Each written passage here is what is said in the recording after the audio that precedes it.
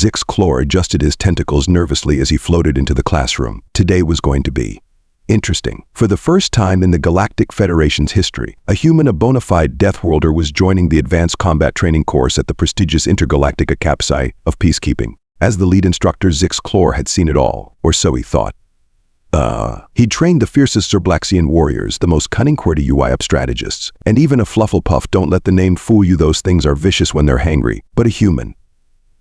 That was a whole new level of what the quark are we getting ourselves into. The classroom buzzed with a mixture of excitement and terror. Students from 100 different species whispered among themselves, their appendages twitching in anticipation. Some had extra appendages sprouting just for the occasion. Evolution works in mysterious ways when you're scared. Squays. Settle down, class, Zix-Chlor gurgled, his vocal sacs inflating to project his voice. Today we have a special guest. He paused for dramatic effect, secretly hoping the human had gotten lost in the 7-dimensional cafeteria. No such luck. The door slid open with a hiss, and in walked sauntered the human. He was tall by galactic standards, which meant he was absolutely titanic to most of the class. His skin wasn't covered in protective scales, venomous barbs, or even a decent layer of slime. How did this species survive? The human grinned, showing off a row of disturbingly white, flat teeth. Several students instinctively activated their camouflage mechanisms. "Hey folks, name's Jack Thompson.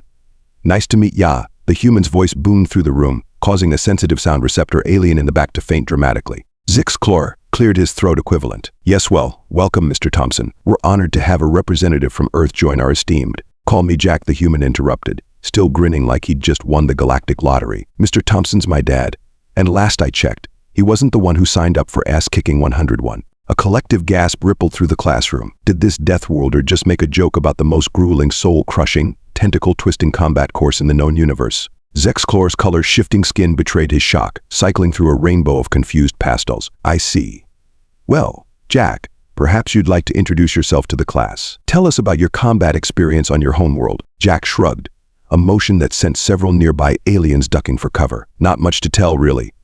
Did a stint in the Marines, then worked as a bouncer at a bar in New Jersey. Figure that's got to count for something, right?" The instructor's eye stalks bulged. You were a warrior on your world." "Nah, just a regular job. Kept the riffraff out, broke up a few fights. Nothing special." A tentative appendage rose from the middle of the class. It belonged to G. Zorpazerp, a gelatinous being known for its encyclopedic knowledge of galactic warfare. "Excuse me, honored Deathworlder," it bubbled nervously, "but are you saying that physical combat is common on your planet?" Jack scratched his head, a motion that several students mistook for some kind of deadly ritual. "I mean, yeah, kids rough house on playgrounds. We've got sports like boxing and MMA. And sometimes drunk guys just want to prove who's got the bigger." He caught himself, remembering his audience. Who's tougher?" The class erupted into chaos. Telepathic species were broadcasting pure panic, bioluminescent aliens were flashing SOS signals, and one poor soul had stress molted all over his desk. Zix-Chlor, desperately trying to regain control, shouted over the din. "Silence, Mr. Jack, surely you understand that this course is designed to push even the most hardened warriors to their limits." Jack's eyebrows shot up. "Oh yeah. Cool. So like, what kind of stuff do we do? Obstacle courses? Survival training? Ooh, do we get to blow stuff up?" The instructor's color had settled on a queasy green. We start with the asteroid field of doom." "Sounds fun," Jack said, his enthusiasm clearly unnerving everyone in a 10-foot radius. "Then the plasma pit crawl. Sweet, always wanted to try lava swimming. ... followed by the neutron star weightlifting challenge. Hell yeah.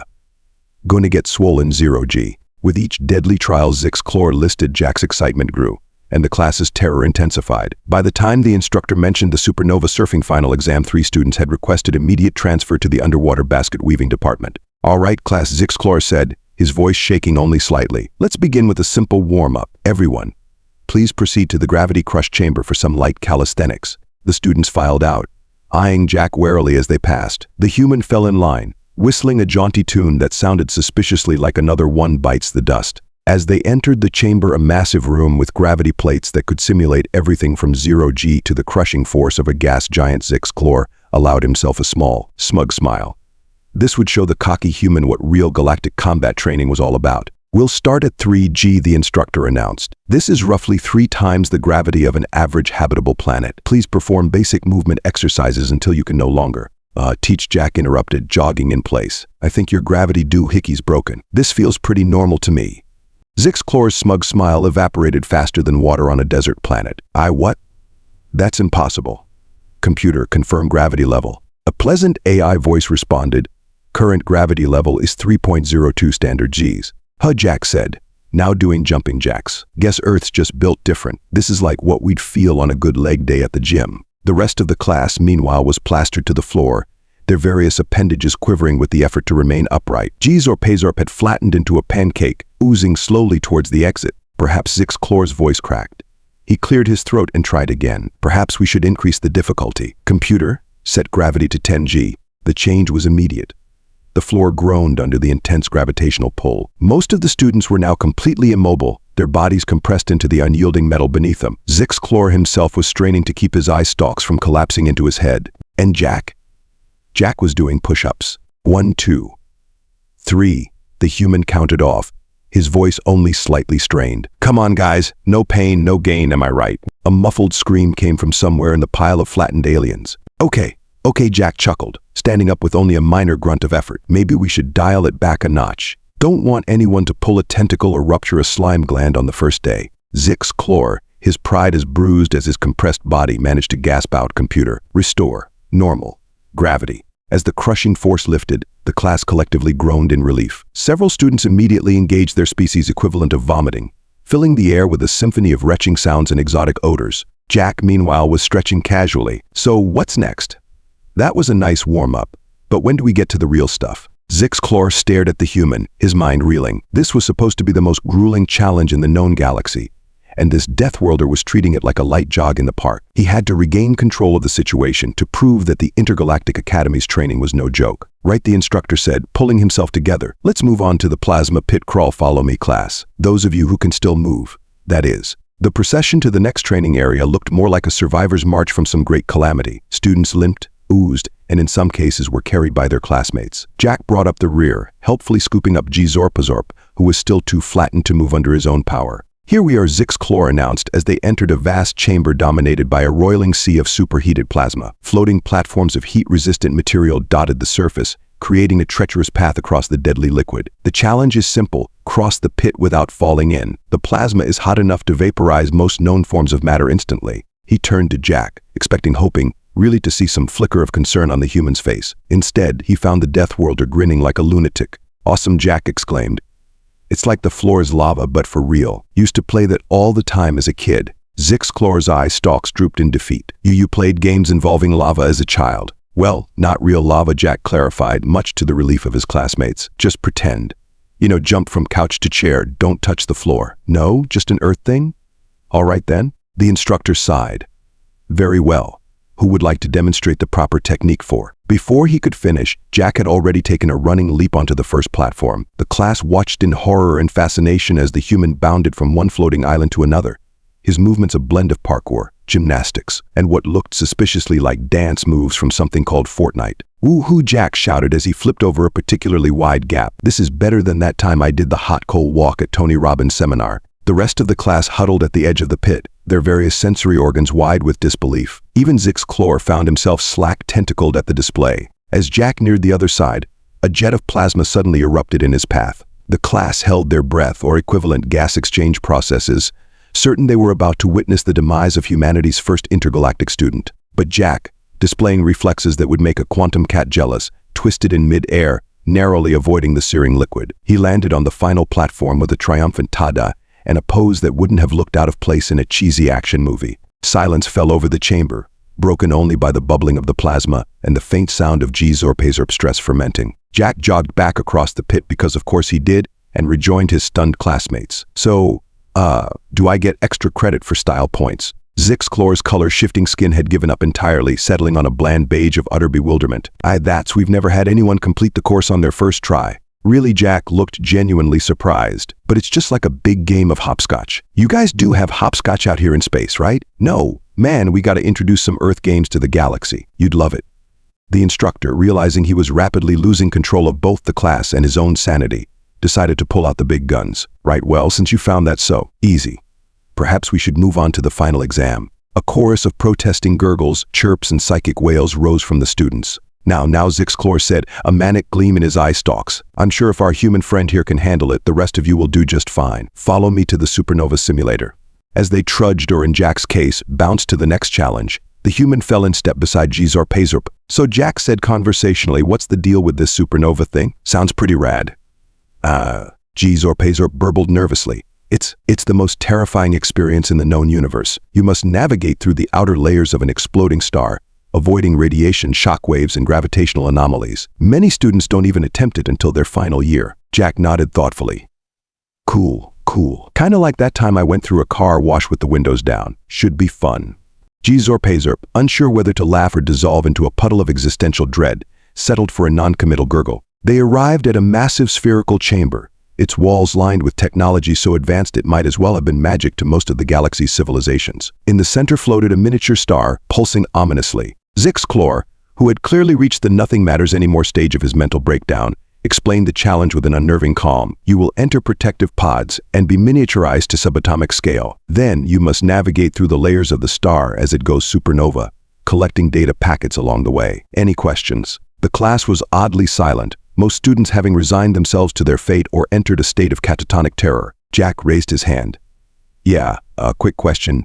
Is this a timed event? 'Cause I'm getting kinda hungry, and I was hoping we'd break for lunch soon." Zix stared at the human for a long moment before bursting into hysterical laughter. The rest of the class joined in, their fear transforming into a kind of giddy delirium. Even Pazorp was vibrating at a frequency that could charitably be called chuckling. As the laughter died down, Zix wiped a tear-like secretion from his eye stalk. "You know what? Why not?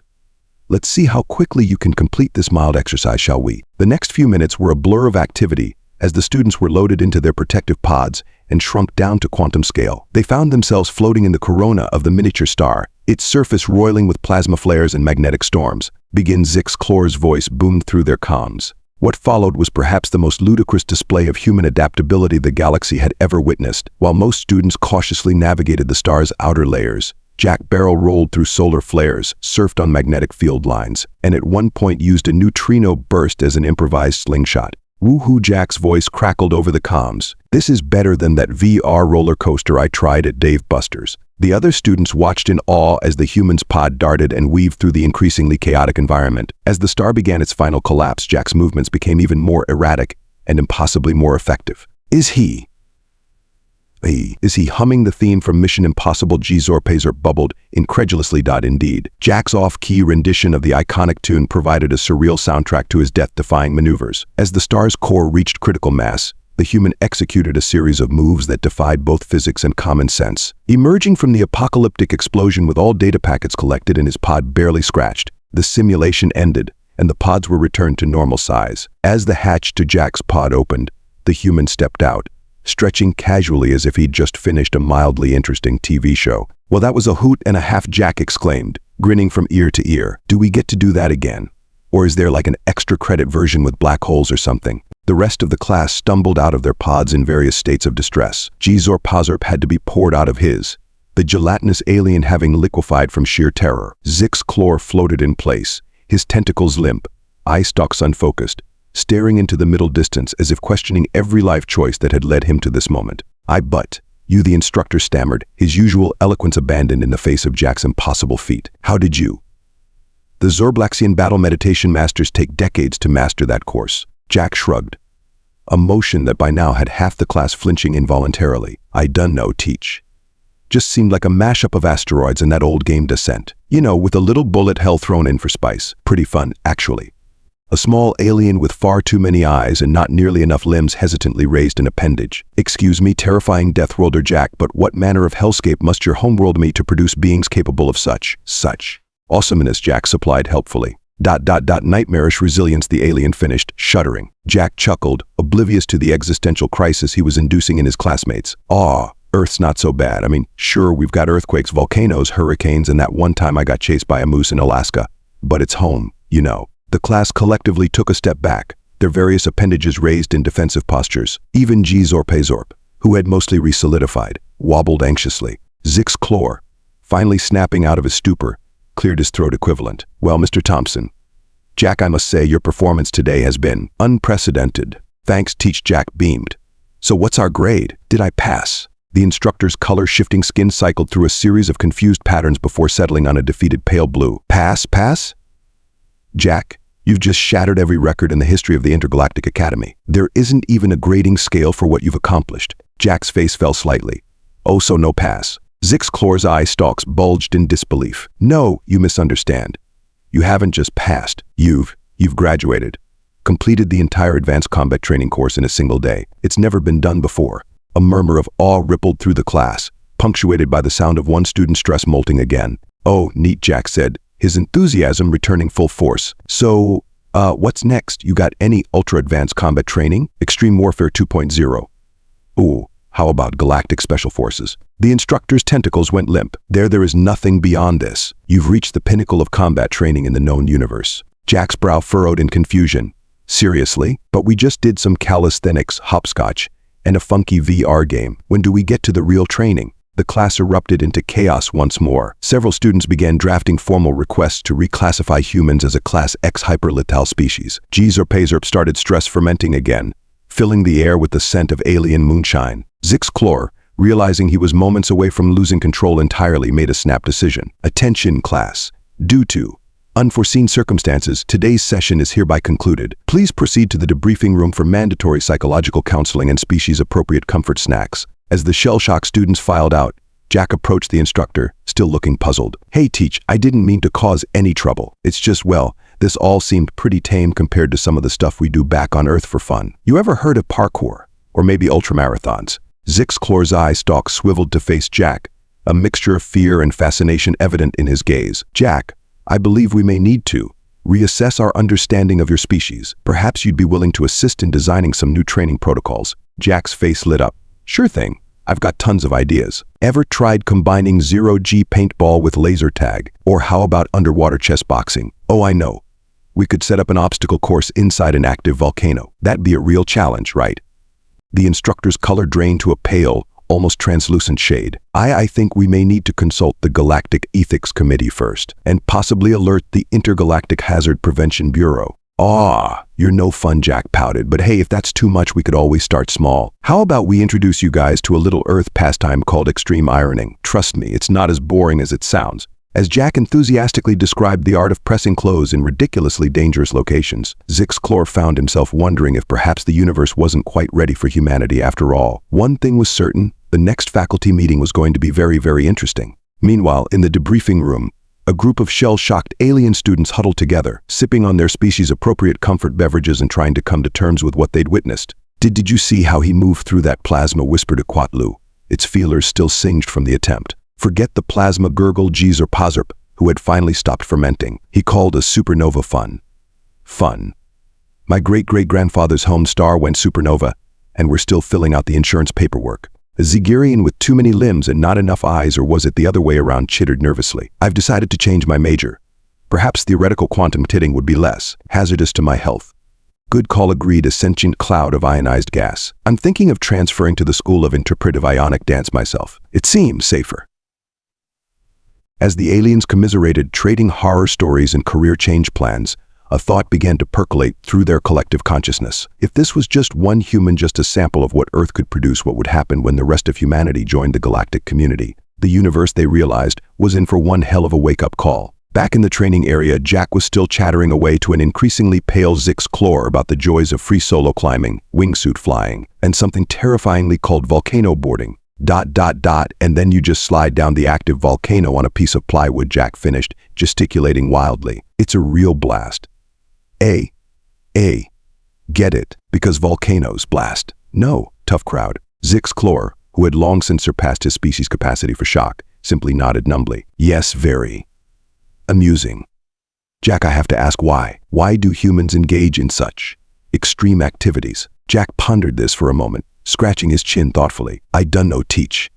I guess we just like pushing our limits, you know. Plus, it's a real adrenaline rush. Adrenaline. Zix Chlor's eye stalks perked up with scientific curiosity. Is this some sort of performance-enhancing substance? Jack laughed, a sound that sent a nearby cleaning droid scurrying for cover. Nah, it's just a hormone our bodies produce when we're excited or in danger. Makes us stronger, faster, more alert. It's pretty cool.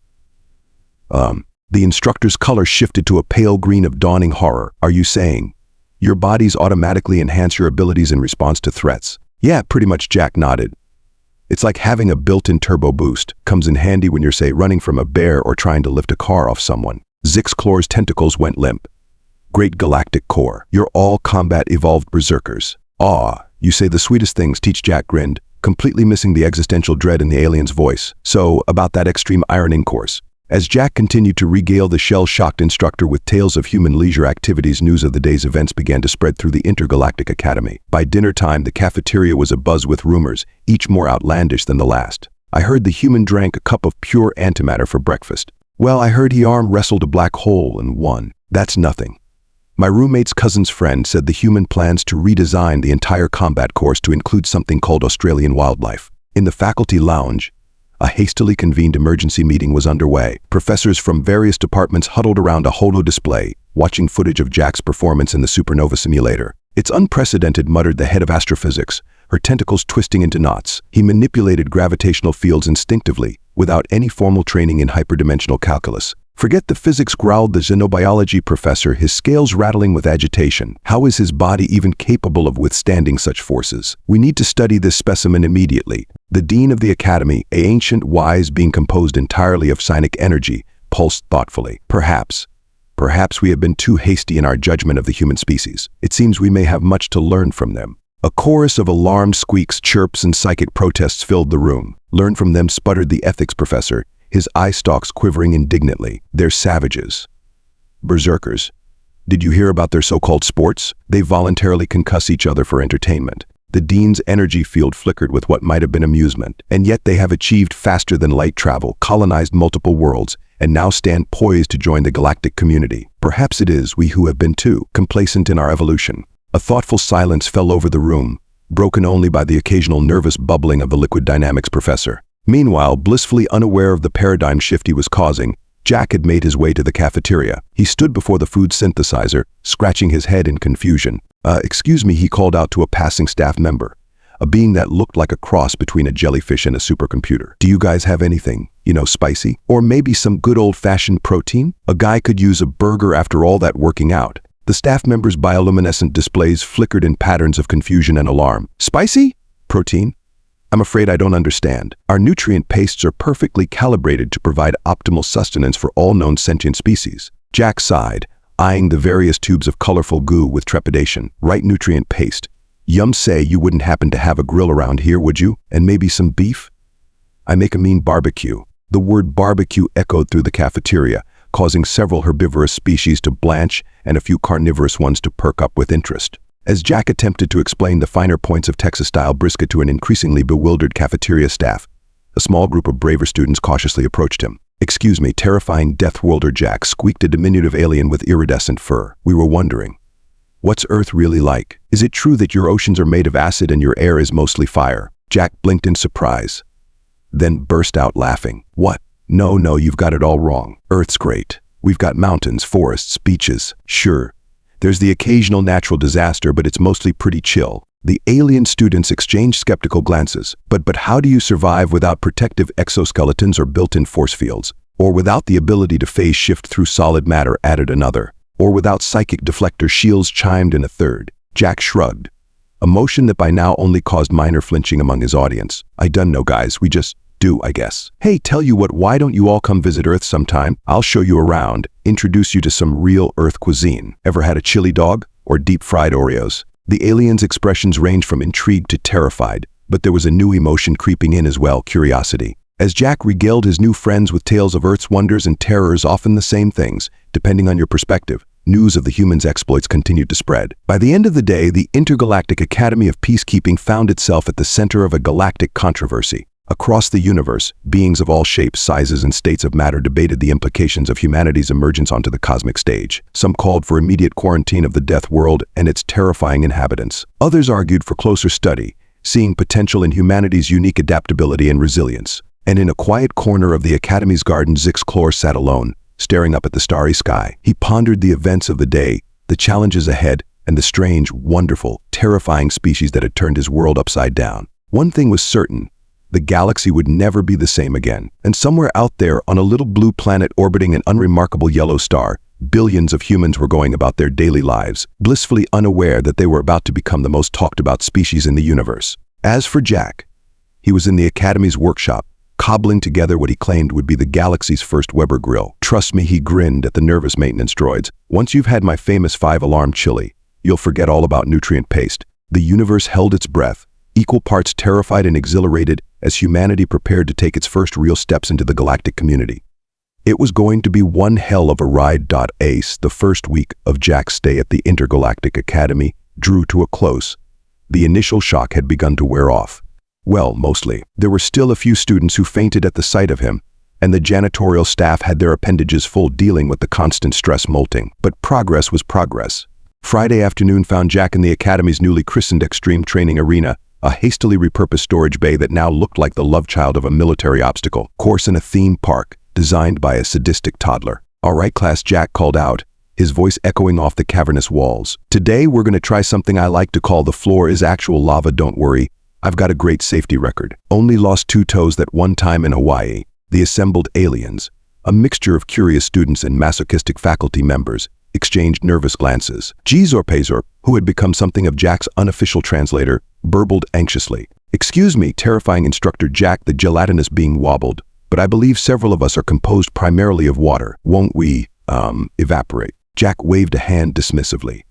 "Nah, you'll be fine. Probably. Besides, that's half the fun. Nothing gets the old adrenaline pumping like the threat of instant vaporization, am I right?" The silence that followed was broken only by the sound of several beings quietly updating their wills. As Jack began to explain the intricacies of lava dodging its all in the hips, folks, Zixclor floated into the arena, his tentacles tangled in what had become a permanent state of anxiety. Jack the instructor gurgled, "A word, please." The human jogged over, leaving his students to contemplate their life choices. "What's up, Teach?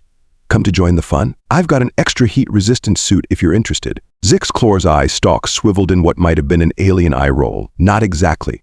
The dean wishes to see you. It seems news of your unique teaching methods has reached some rather important beings." Jack's face lit up. "Sweet, do you think they want to try my antimatter juggling course next? I've been working on the syllabus all week." The alien instructor's color shifted to a queasy green. I think it's best if we just go see the dean." As they made their way through the Academy's winding corridors, Jack couldn't help but notice the changes his presence had wrought. Students from species that were historically mortal enemies now huddled together, united in their shared terror of humanity. The cafeteria had been expanded to include a human-safe section, complete with a fully stocked spice rack and what looked suspiciously like a makeshift still. They arrived at the dean's office, a room that seemed to exist in multiple dimensions simultaneously. The dean, a being of pure psionic energy, pulsed a greeting. "Ah, Jack," the dean's thoughts resonated in their minds. "Thank you for coming. We have some rather exciting news." Jack grinned. "You're finally letting me organize that academy-wide game of extreme hide-and-seek. I promise, using the event horizon of a black hole as home base is perfectly safe, mostly." The dean's energy field flickered in what might have been amusement or existential dread. It was hard to tell with beings of pure thought. "Not quite," the dean continued. "You see, news of your performance here spread rather quickly. The Galactic Council has taken notice, and well, they have a proposition for you." Jack's eyebrows shot up. "The Galactic Council sounds fancy. Do they want me to teach them some Earth sports? I could introduce them to cricket. It's like baseball, but more confusing, and it can last for days." Zixclor's tentacles went limp. "Days," he whispered, horrified. The dean's pionic field pulsed with what felt like a chuckle. "Nothing so intense, I assure you. The council is intrigued by humanity's unique abilities and perspective. They believe you could offer valuable insights into, shall we say, unconventional problem solving." "Oh, like that time I fixed a nuclear reactor with duct tape and a paperclip," Jack asked, nodding sagely. "MacGyver taught me well." The dean and Zixclor exchanged a glance that transcended species barriers, united in their shared bewilderment. "Yes, well," the dean continued, "the council would like to offer you a position as Earth's first galactic ambassador of extreme solutions." Jack's jaw dropped. "No way. Does this mean I get a cool spacesuit? Oh, and one of those laser guns? Please tell me I get a laser gun." The dean's energy field dimmed slightly. "I'm afraid not. But you would have the opportunity to travel the galaxy, helping solve complex problems that have stumped our greatest minds for millennia." Jack mused, scratching his chin. "Sounds like a blast. But what about my students here? I can't just leave them hanging. We were just about to start the advanced parkour and variable gravity course." Zixclor's eye stalks perked up hopefully. "Oh, I'm sure we can find someone to take over your classes. Perhaps someone less awesome," Jack supplied. Likely to cause widespread panic," Zixclor finished diplomatically. The dean's thoughts radiated reassurance. "Not to worry. Jack, your teachings have already had a profound impact on the Academy. In fact, we're considering making human studies a mandatory course for all species." Jack beamed with pride. "Aw, you guys, you're gonna make me blush. All right, count me in. When do I start?" Immediately, the dean replied, "There's a Galactic Council ship waiting to take you to your first assignment. I believe they mentioned something about a planet-wide game of capture the flag to settle a millennia-old territorial dispute." Jack's eyes lit up like a kid on Christmas morning. "Now that's what I call diplomacy. Do you think they'd be up for adding some paintball elements? Really raise the stakes?" As Jack bounded out of the office, already planning interstellar paintball strategies, Zix Chlor turned to the dean. "Are we sure this is wise? Unleashing humanity on the galaxy at large?" The dean's energy pulsed thoughtfully. "Perhaps not, but it will certainly be interesting. And who knows?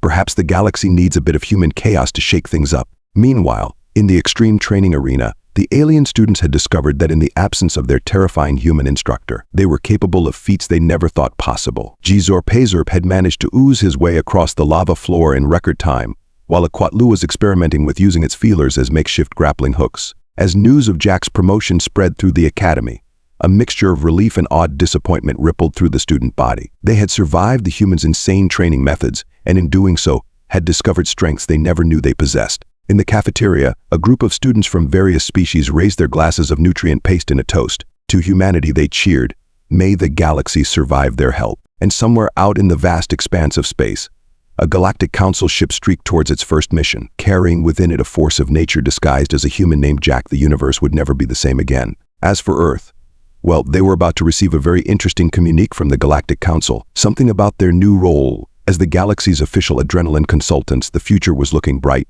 chaotic, and utterly human. The end, or perhaps just the beginning of humanity's wild ride through the cosmos.